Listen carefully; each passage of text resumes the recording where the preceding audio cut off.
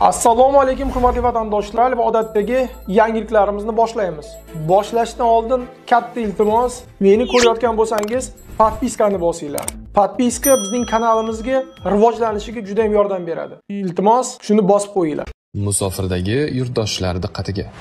Registratsiya, трудовой договор, продление документа, рассрочка va INN hujjatlarini qilish kerak bo'lsa, unda aynan bizning 6 yillik tajribaga ega o'z vatandoshlari uchun eng halol va ishonchli xizmatlar endi aynan siz uchun. Yuqoridagi xizmatlar sizga kerak bo'lsa, hoziroq bizning quyidagi raqamlarimizga qo'ng'iroq qiling. Rossiyada dala hovlini o'g'ridan himoya qilishga uringan o'zbek migrant qamoqqa tushdi. Assalomu alaykum qadrli mehmonlar, videodan to'liq xabardor bo'lish uchun videoga like va podpiska tugmalarini bosib qo'ying. Omsk viloyatida sud 36 yoshli O'zbekiston fuqarosiga chiqarilgan hukmni o'z kuchida qoldirdi. U Rossiya Jinoyat kodeksining 111-moddasi qasddan og'ir tan jarohati yetkazish bo'yicha aybdor deb topdi. U 4 yillik qamoq jazosiga hukm qilindi va jabrlanuvchiga 500 ming rubl miqdorida kompensatsiya to'lashi ham shart. Hujum 2023-yil yozda sodir bo'lgan.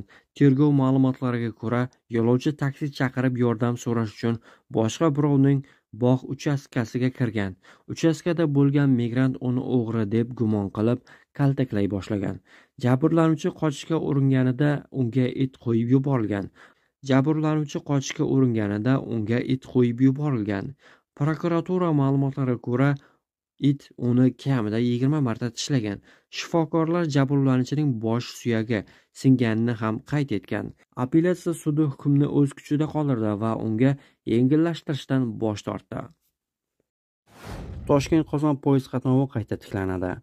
O'ztemir yo'l yo'lovchi kompaniyasi 315-316 sonli Toshkent-Qozon-Toshkent yo'nalishlaridagi haftada bir marta qatnov bo'lishini ma'lum qildi. Birinchi reys 21 dekabr kuni Toshkent markaziy vokzaldan Qozonga jo'nab ketadi. Masofa vaqti 2,5 kun.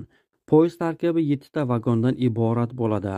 Bir vaqtning o'zida 342 yo'lovchiga xizmat ko'rsata oladi. Ma'lumot uchun hozir Toshkentdan Volgograd, Moskva, Chelyabinsk, Samara, Novosibirskka poyezd qatnovlari bor.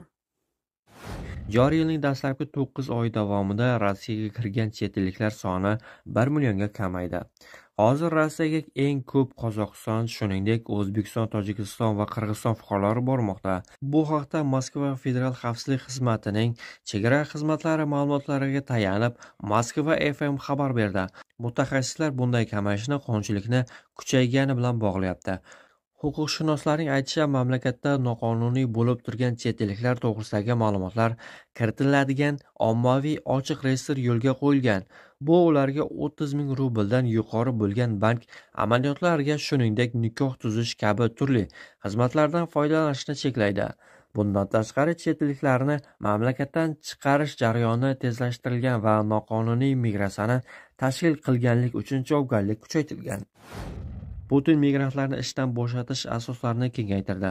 Rossiya prezidenti Vladimir Putin xorijiy ishchilar bilan mehnat shartnomasini bekor qilish asoslarini kengaytiruvchi qonunni imzoladi. Hujjat Rossiyaning rasmiy huquqiy axborot portalida e'lon qilindi. Endi ish beruvchilar mintaqaviy ish o'rinlari limitini oshirgan migrantlar bilan mehnat shartnomasini bekor qilish huquqiga ega bo'ladi. Ushbu hujjat bilan Rossiya Mehnat kodeksining 327-6-moddasiga o'zgartirishlar kiritilgan.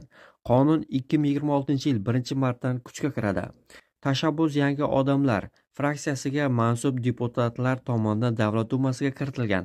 Ularning fikricha, bu ishdan bo'shatilgan xodimlar tomonidan sudga berish xavfini kamaytirishga yordam beradi.